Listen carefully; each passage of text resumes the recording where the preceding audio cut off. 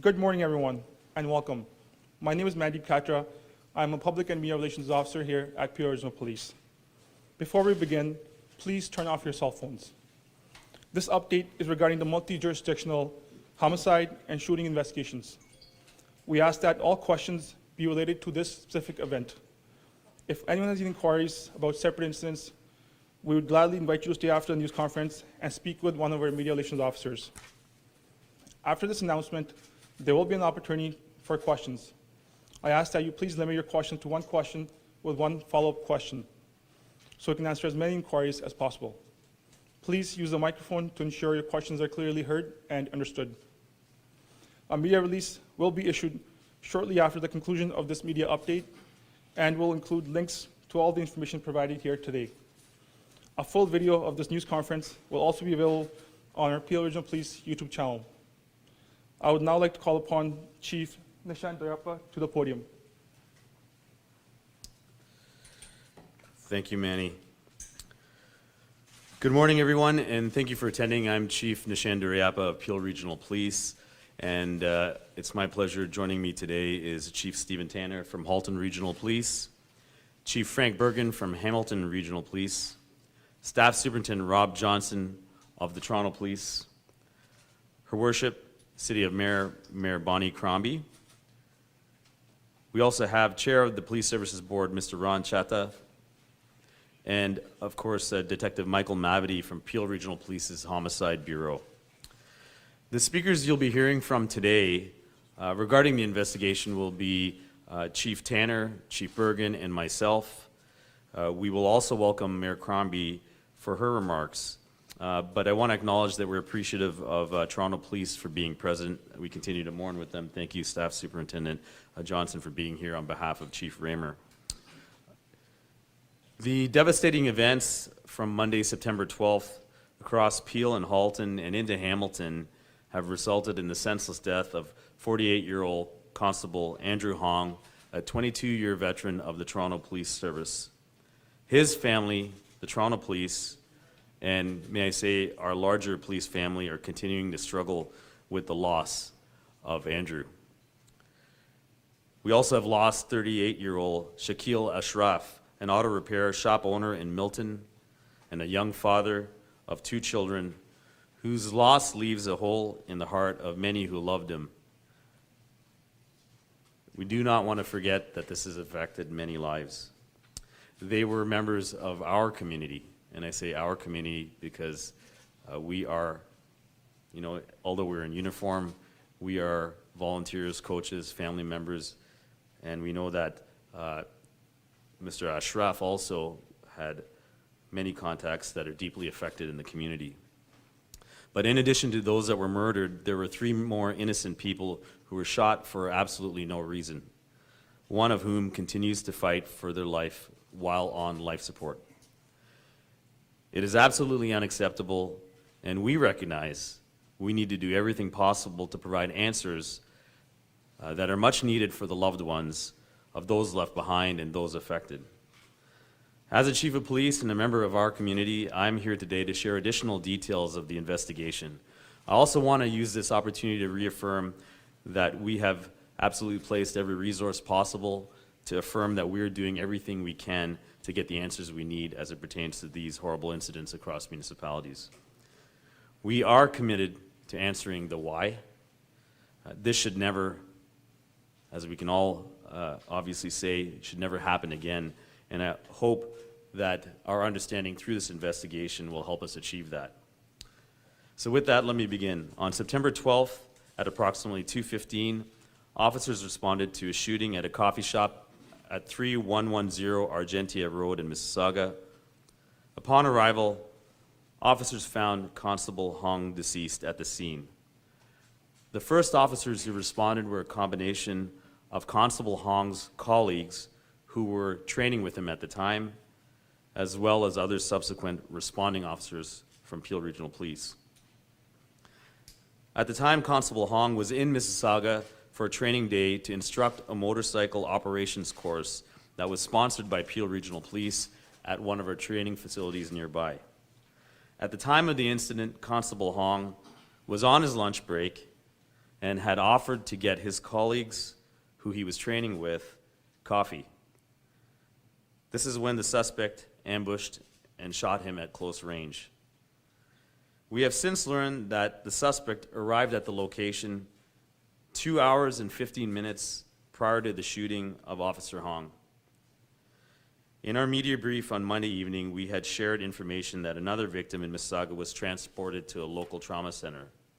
What happened was, after the murder of Constable Hong, the suspect immediately fled the coffee shop across the road to an adjacent parking lot, shot and carjacked another victim, and stole the vehicle. That victim is now in stable condition, but has suffered life-altering injuries. We also reported on Monday evening that the same suspect then proceeded to the town of Milton in the region of Halton, where he shot 3 people. He killed one, injured another, and has left a third to fight for their life while he fled. Shortly after the shooting in Milton, the suspect was located in the city of Hamilton by both Hamilton and Halton officers and was later pronounced deceased as a result of an interaction with police while attempting to take him into custody. And for that, the Special Investigations Unit is investigating and involved. Since that time, our team has been working around the clock with our partners to find answers. We have formed a multi-jurisdictional case management team, which includes Halton Police, Hamilton Police, and York Regional Police. We are using a model of provincial framework. If you're wondering why York Regional Police is involved, it is a mandated element to bring other partners in to help facilitate a complex multi-jurisdictional model. I'd also like to acknowledge the tireless work of this multi-agency team that is progressing through the investigation. What I will do now for you will be to share the suspect's photo, pictures of his car, and some details that we've learned in order to ask for all of your assistance, the public's assistance, in helping us provide answers, which I spoke about earlier. So with that, we'd like to officially state that 40-year-old Sean Petrie of no fixed address has been identified as a person believed to be responsible. And a picture of Sean Petrie will be adjacent to me right now and will be shared with all our media outlets. I can advise that Petrie had an extensive criminal record, which includes convictions for assault, armed robbery, carry a concealed weapon, careless storage of a firearm, possession of a loaded, prohibited, or restricted firearm, breach of probation and failure to comply with the recognizance, several property and driving offenses, and he was also the subject of a firearms prohibition. I can advise that in March 2007, he was placed on the national flagging system after being deemed a high risk to reoffend for an offense which occurred in 2005. His last conviction was in 2015 for a criminal driving offense. I can also say that investigators have interviewed known family of Mr. Petrie and learned he was estranged from them, and depending on which family member that they had spoken to, for a period of 1 to over 5 years. Investigators also learned that prior to the start of this tragedy, Sean Petrie drove to the location of where Constable Hong was murdered in a red Toyota Corolla, where he parked the vehicle in an adjacent lot to the coffee shop. The car had an Ontario license plate of CXMM 077. A picture of that is adjacent to us. Again, that's CXMM 077. Crucial to understanding why and how this happened will be his activity, his lifestyle, the individuals who he interacted with leading up to the incident, and this is why we need your help. To assist us in doing this and providing all the answers to not only our police family, to the family of those affected, I and my colleagues are appealing for the public's assistance. Anyone with information on this suspect, on Sean Petrie, on these incidents or the activities leading up to it, please contact us at Peel Regional Police. Our number is 905-453-2121, and the extension is 3205. And as always, the option exists to call any of the other agencies that are involved. But also, again, I want to highlight, you can call or even go online to Crime Stoppers at 1-800-222-TIPS, where you may also remain anonymous.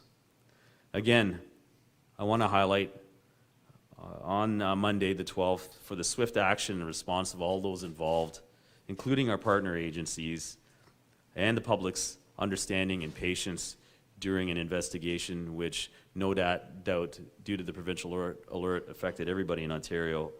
I would like to share my utmost gratitude. Monday's tragedy is a horrific act of violence that should never occur again. We share in the loss and grieve with all our communities and all those who have suffered by the injuries and who were impacted by it.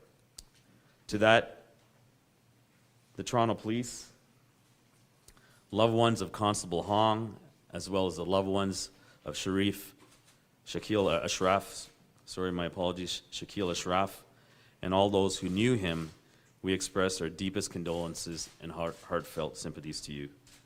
At this point, I'd like to invite Chief Stephen Tanner from Halton Regional Police for his comments.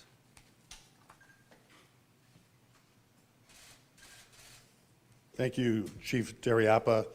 And I share with you our mutual appeal for public information in relation to Sean Petrie and his history. Good morning to our media partners.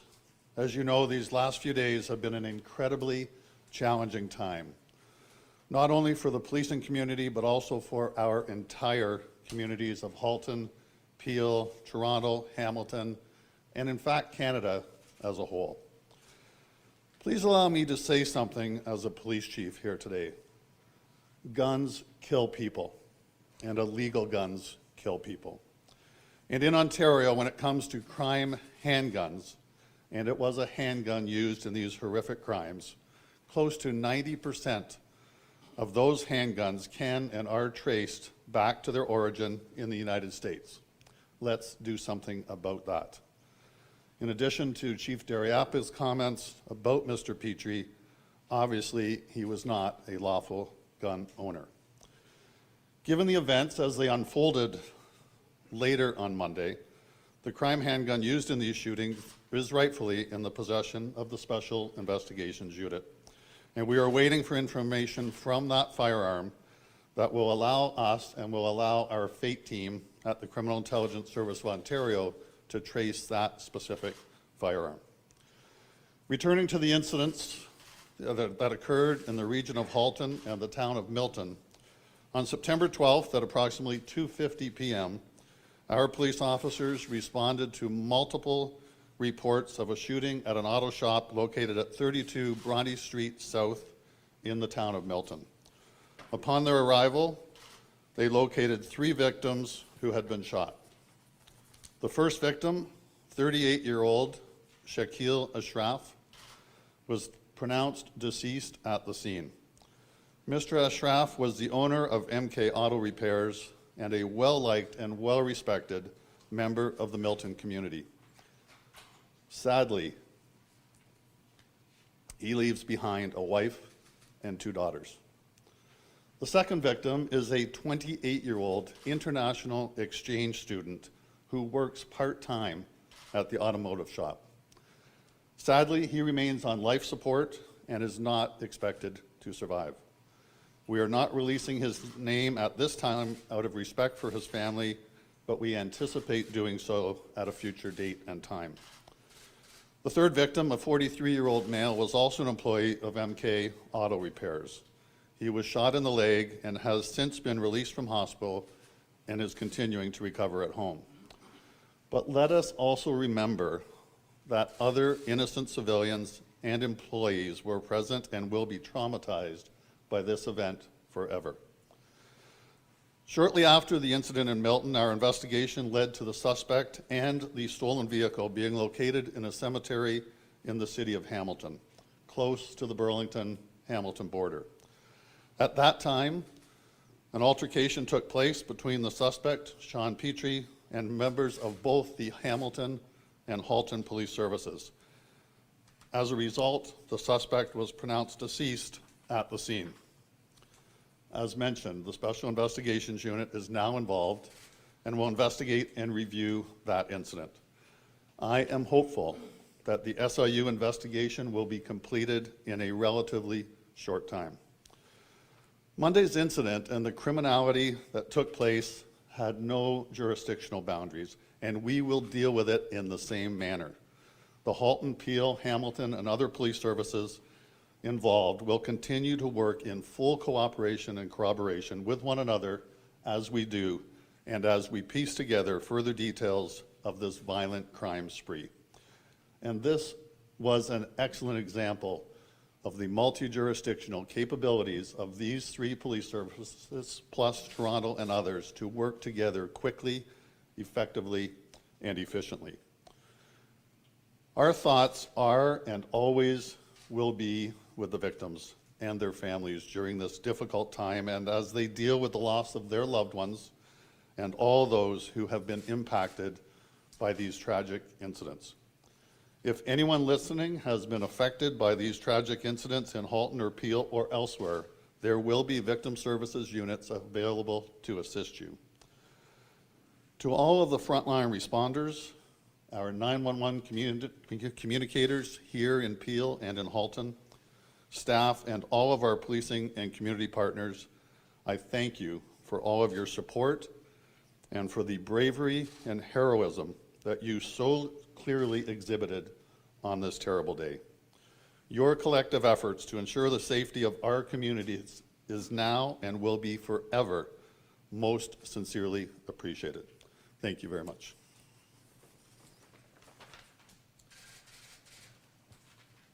Thank you, Chief, and I'd like to now invite up Chief Bergen from Hamilton, please. Thank you very much, Chief, and I'm not going to go over a lot of the details that were so eloquently stated by Chief of Steve Tanner.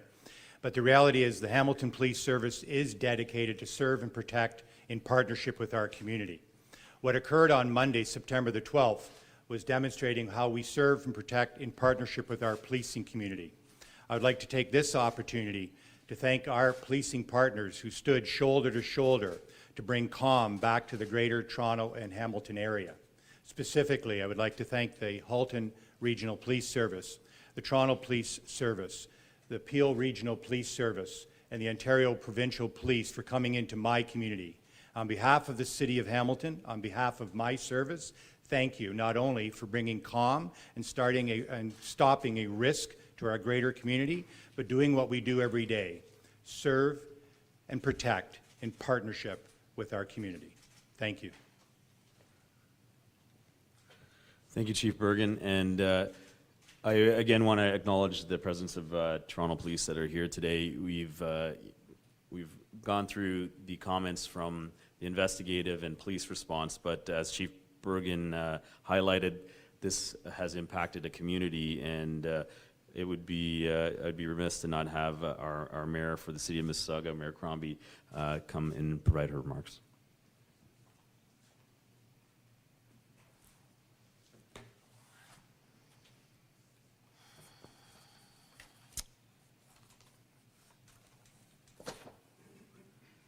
Thank you, Chief. I also want to thank not only our own chief, but Chief Tanner, Chief Bergen, and all the members from TPS. Thank you for coming today, and good morning. I want to start off by offering my deepest condolences to the friends, the families, and the colleagues of Constable Andrew Hong and Shakeel Ashraf. I can only begin to imagine the pain and the grief that they are feeling. It's indescribable. I want you to know that all of Mississauga mourns with you.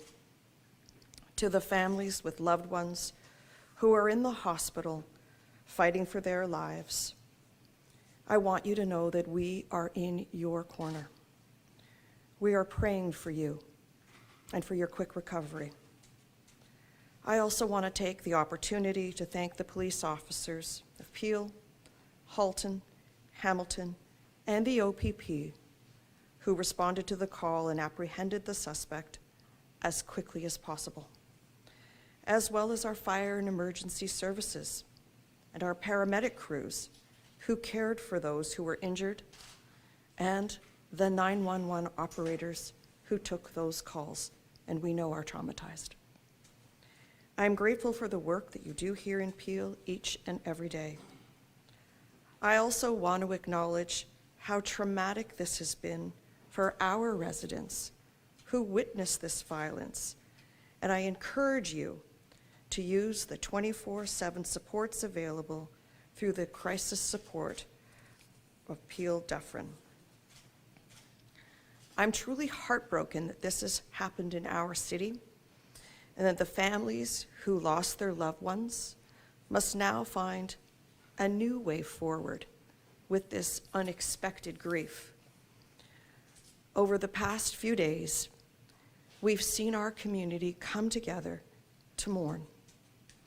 We have seen that love is more powerful than hate, and that by being there for one another and by honoring their lives, it is our hope that each day that passes gets a little bit easier.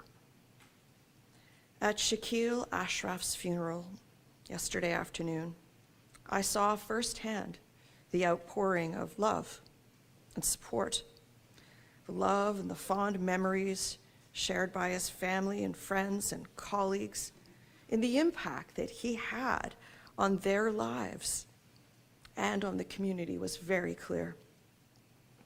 I also spoke with the family of the second victim, the innocent victim in Mississauga, who was critically injured and is still in the hospital receiving critical care, to relay our devastation and our support as they begin that long road to recovery. And when laying flowers at the scene of Constable Hong's death, it was very clear from the growing memorial of flowers and messages just how many lives he touched and how shaken our community is over these unprovoked and devastating attacks.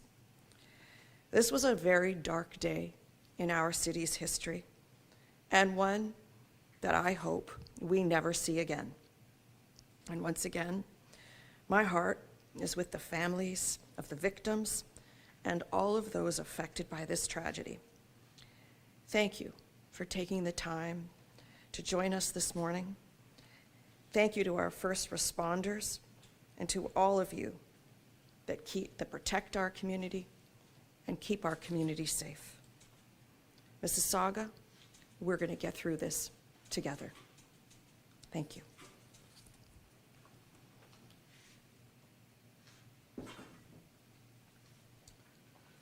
Thank you, Your Worship. At this time, we're going to transition into a period of questions and which we will attempt to respond to. We do have Detective Mavity from our Homicide Bureau here to speak to some of the questions that we're able to respond to.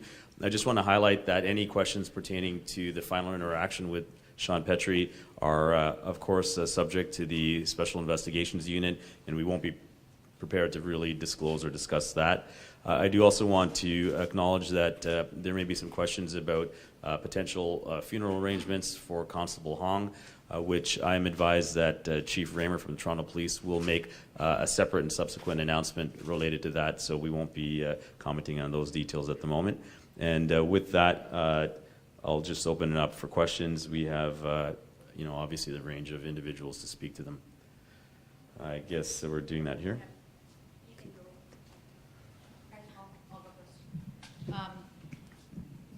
Shauna with City News. I guess a lot of people, family, friends, the community, everyone wants to know or are very curious about the motive in this case. We do know that the suspect had a history with Shakeel Ashraf. He worked at the auto body shop about a year ago for a couple of weeks. a close family friend mentioned that there may have been some threats after, I guess, the suspect was fired. Is that being investigated? Is there anything that you can share on motive? No, thank you for the question. I also have Superintendent Kevin Mahar here from our Regional Investigative Services. We do acknowledge the suspect did work at the auto body shop for a short period of time.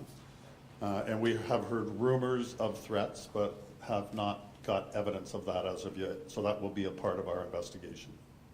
And I guess my follow-up would be, when it comes to Constable Andrew Hong, why did it start with that? There were also reports that the suspect may have been going after his firearm. Is there any truth to that? I'm going to invite Mike to top up on this, Sure. but absolutely. So the current priority is to examine whether it was random or targeted, and both those laneways have a myriad of things to unpack. So Mike, are you in a position to comment on both those elements? Just in regards to your question, to echo the chief's statements, yes, we are open to whether it was targeted or random. That's something we're open to, and we're exploring. At this point, I believe the motive was that he was a uniform officer and he was deliberately targeted. With respect to your second portion, did he attempt to disarm him? Yes, he did. Yeah, here, hi. I'm Andriane with CBC French. If anybody speaks French, it would be great if you could also answer maybe those questions in French. Otherwise, I have follow-up questions. Sure. I'm going to invite my executive director and oversight of corporate communications to be with me. I'll answer in English, and then he can assist in French. This is Charles Payette, please. Well, the question about the motives, about the connection between the gunman and Mr. Ashraf, if you could answer that question in French, it'd be great. Thank Sure. you. Comme le chef a mentionné un petit peu avant, présentement, nos enquêteurs sont en train de confirmer les relations entre les individus impliqués dans les incidents. Ce qu'on peut dire, c'est, à ce moment-ci, on peut le confirmer que le suspect a travaillé pour un court moment au body shop. Nos enquêteurs sont en train de continuer à regarder toutes les preuves qu'on peut collecter. Tout supporte la relation entre toutes les parties. Par rapport aux motivations, justement, par rapport excusez, je pense en anglais, le shooting du constable Hong, quelles pourraient être les motivations? Oui, bien, comme nos enquêteurs ont mentionné dans la question avant, oui, on croit que le shooting du constable Andrew Hong était targeté parce qu'il portait l'uniforme. Comme notre enquêteur a mentionné, le suspect a essayé de désarmer l'agent. Donc, les preuves qu'on a présentement supportent que c'était dirigé contre l'agent. Pourriez-vous dire votre prénom, votre nom de famille et les éplés et votre titre? Oui, Charles Payette, directeur exécutif de la police. Charles Payette, on l'écrit comment? P-A-Y-E-T-T-E. Perfect. Can I just ask one more question because that was just okay? What do we know about the shooter's possible links to gangs? Because that's what we learned from documents from the court earlier. We have nothing to suggest at this point that he has any gang ties. Actual gang ties, or did he previously have any? At that point, at this point, I have no information regarding that. Thank you. Good morning. Moment Qureshi with City News 680. Chief, I don't know if this is for you or for somebody else, but the active shooter alert that went out on the day of, there's been some criticism about the fact that it maybe went out too late or later than it should have, and that even when it went out, it didn't have enough details and the public kind of didn't know what they were dealing with. So I was wondering if you could address that in terms of how that goes out, what information is in there, and what happened there. Sure, Moment. Thank you for the question. So two pieces. The provincial alert system can be generated by any municipal or provincial law enforcement entity. And there is, a process, a well-defined process for how that happens, and it is intended to be swift, immediate, based on the need. But the thresholds are defined in a real good framework, which has ultimately a provincial approval through the OPP Commissioner, Tom Creek. And I can say, knowing how that's the process worked, as you can imagine, and I think we all saw it in the media the day of, there were a variety of conflicting pieces of information as to who was responsible, even from race and vehicle description. And so if you can imagine, while here at Peel we're responding to the initial circumstance, and then in a very short time Halton has the requisite incident, the ability to connect them is it's very short-lived. We as a police sector are alert to what's happening in multiple jurisdictions. So the timing, I can affirm, was as soon as we were able to extrapolate that there was multiple incidents happening, it went through the immediate process. It couldn't get any quicker from the release, so I can allay any concerns that it was delayed. The second part, and we've had many questions from the public about, you get this alert, and people wonder, well, what, we need more detail, because what does this mean, the vagueness? And I would just say is, the purpose of the alert is because we don't know where he is. We don't know if the vehicle's changed. We don't know a lot of those.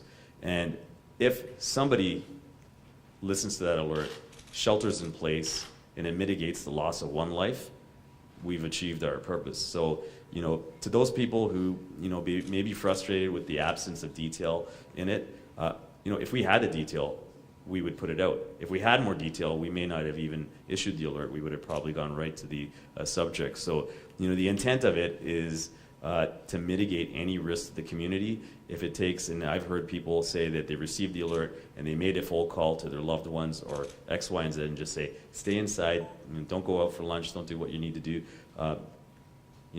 That's what we're there for.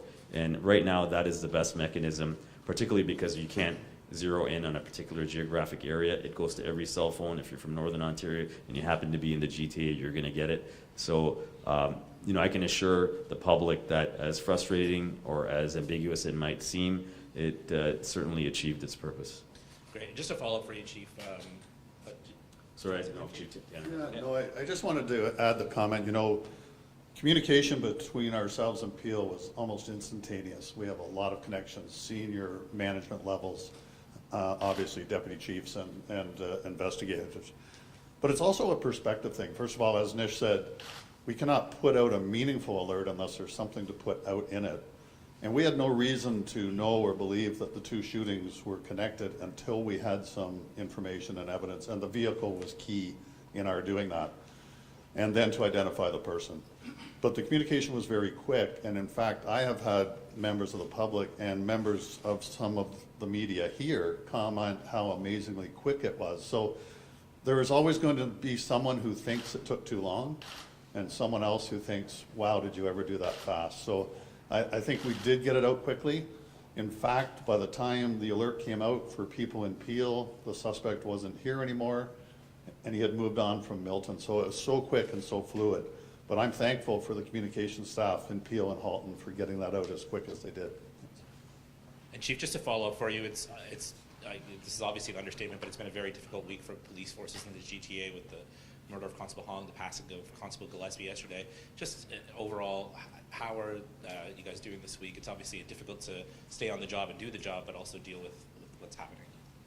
Well, I think just, on behalf of all the chiefs and, we have the role of standing out front of a camera from time to time and making decisions, but it's really off the back, so to speak, of our civilian and sworn members who are 24/7 doing it.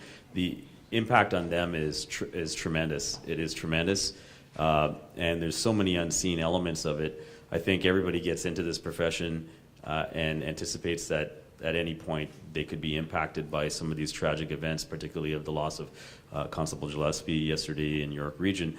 I think the reality is, while these incidents are happening, simultaneously, there are, thousands of other officers continuing to respond to, thefts, break and enters, calls for help, mental health calls, civilian call takers receiving it, and not to be pragmatic about it, but our role continues to persist.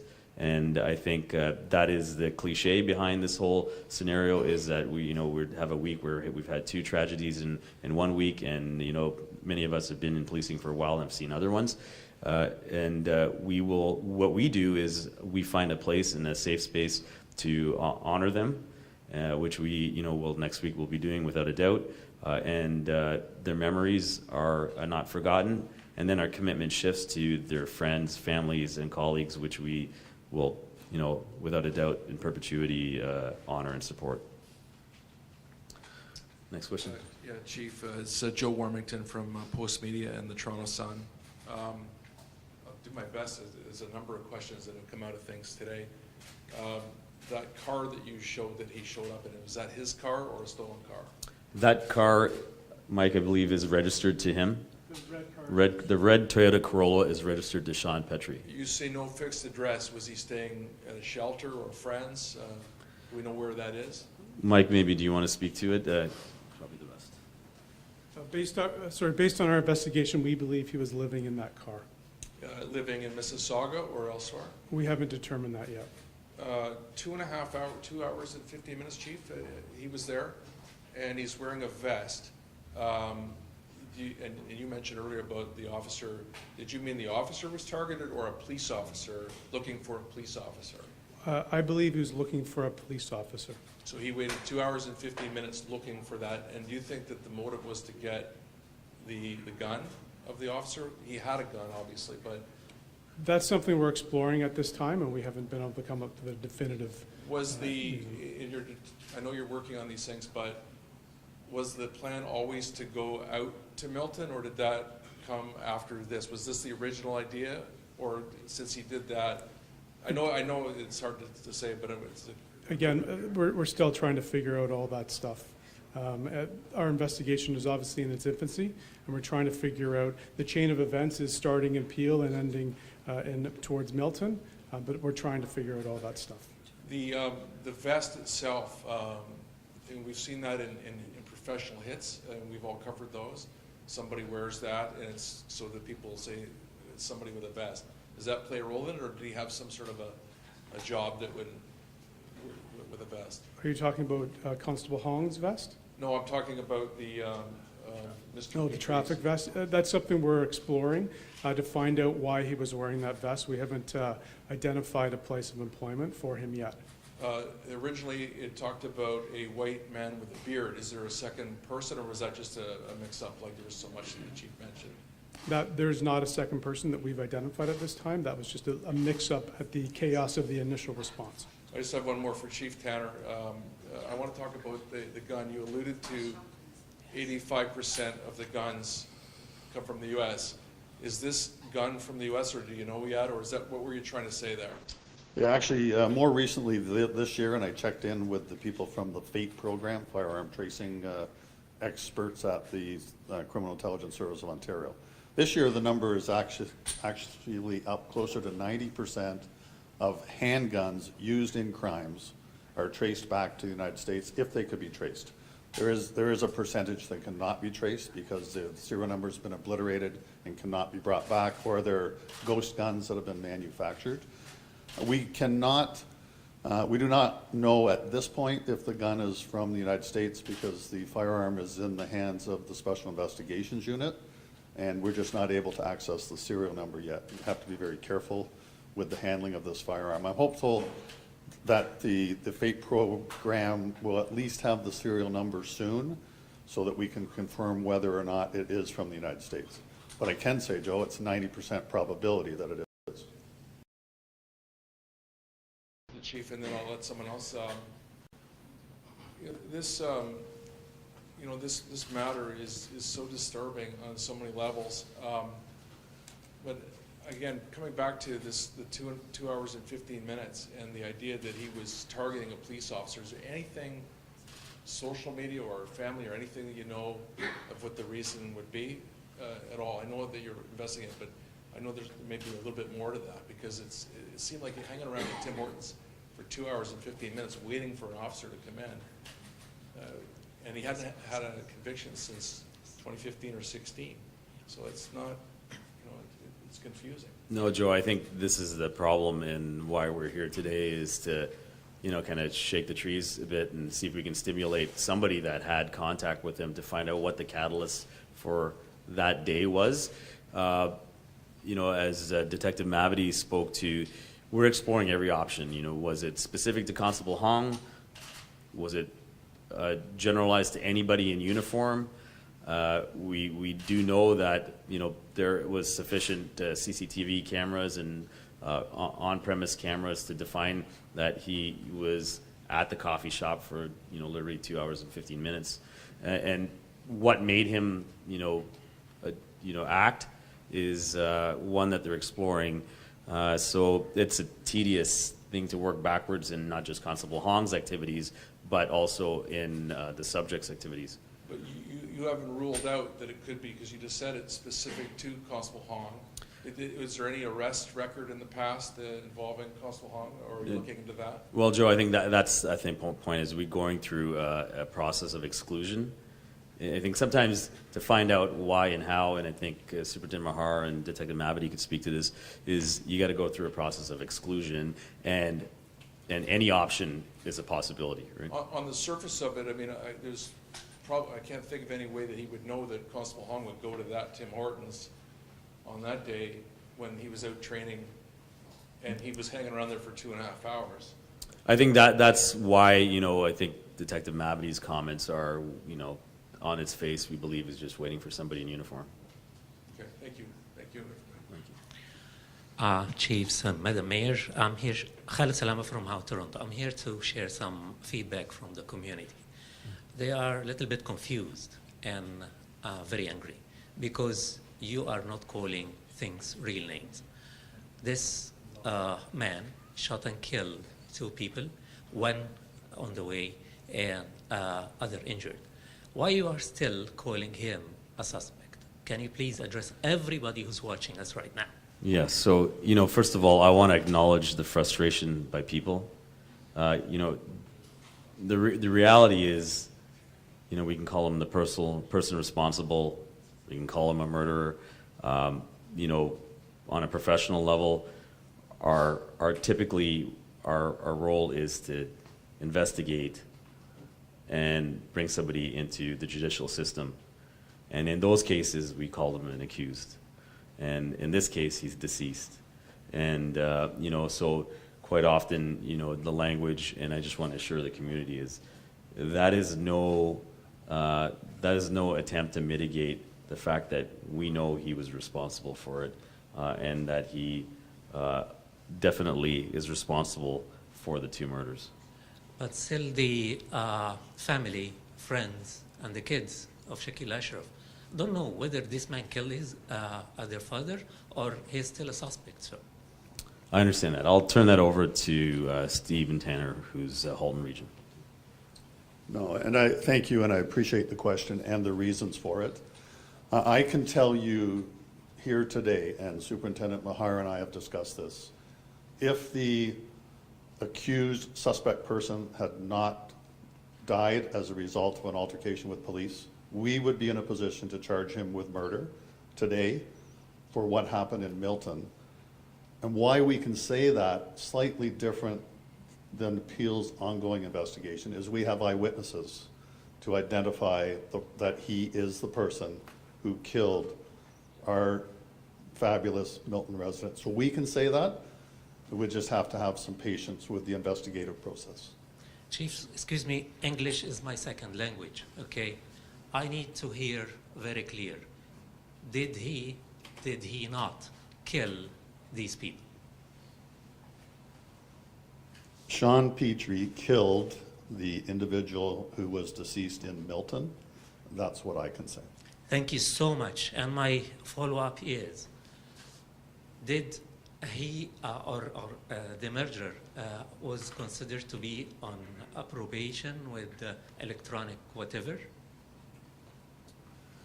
No, sir. He was on no current form of release, in meaning that he was under no restrictions that prohibited his movement, etc.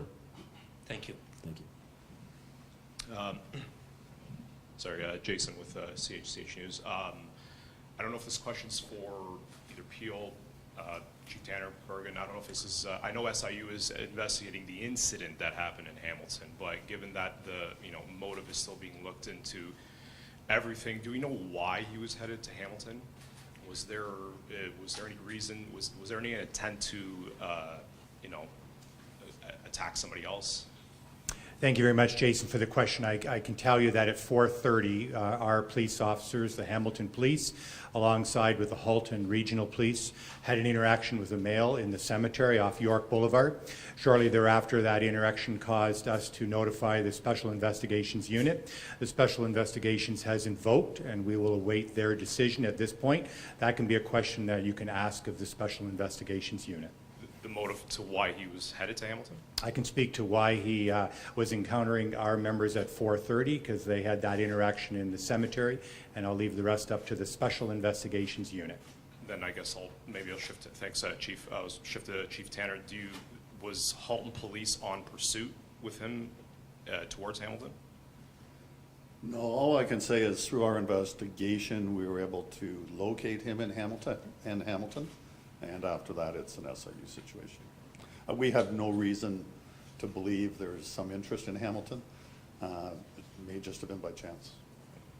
Sorry, maybe just a side question. This jurisdictional body, is there something permanent in the works, even though given how transient the GTHA is will there be like a permanent force to deal with these issues that where, crimes happen from jurisdiction to jurisdiction? No, I think to answer your question, this is a very specific multi-jurisdictional team exclusive to the homicides and the shootings of the other victims. It is, live the lifespan of the investigation. I think your question as it pertains to, broader acts of gun and gang violence or individual acts, from time to time, and we currently do at a provincial level, all the chiefs here and more on. Chief, have you been in communication with the SIU? You talked about the necessity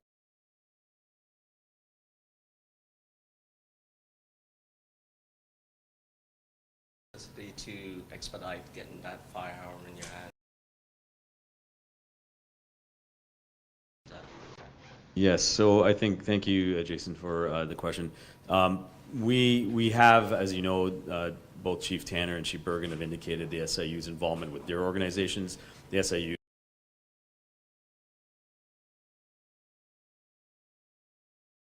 have indicated that the incidents in Peel at the moment are not of interest to them.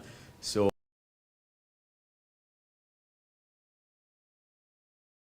but that does provide complexities because we're all working on the same investigation. We all want to know, we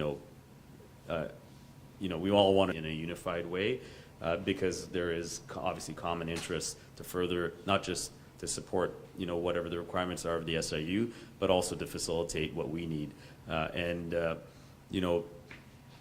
These things take time. And so, but I can assure you that there is connectivity through all the agencies. And that goes to my follow-up. This is kind of a unique case where you have a shooter involved in the SIU where police would come out and kind of release details, but I suspect you kind of answered it there partially because it's in multiple jurisdictions and your section of the investigation is able to be released. That's right. We put a lot of work into talking to each agency to dialogue what we can say and when we can say it. We are also, our priority is the survivors and the families and ensuring that they have answers too. So yes, so this is, hence the purpose for a multi-jurisdictional partnership. It's inclusive of, people specifically assigned to deal with victims' families and to make sure we're lockstep in what we say. It's a big machine behind it. You're saying that there is indication that he was living out of this motor vehicle at some point. any hint of whether he had family or whether any luck on that? On that front? We have spoken to 3 immediate family members, and you know, and as I had indicated earlier, all of them have you know, communicated that they've had an estranged relationship with Sean, as little as not being in contact for 1 year, all the way up to hasn't talked to him in 5 years, and so hence, you know, this vacuum of understanding of, you know, who he's connected with, and, you know,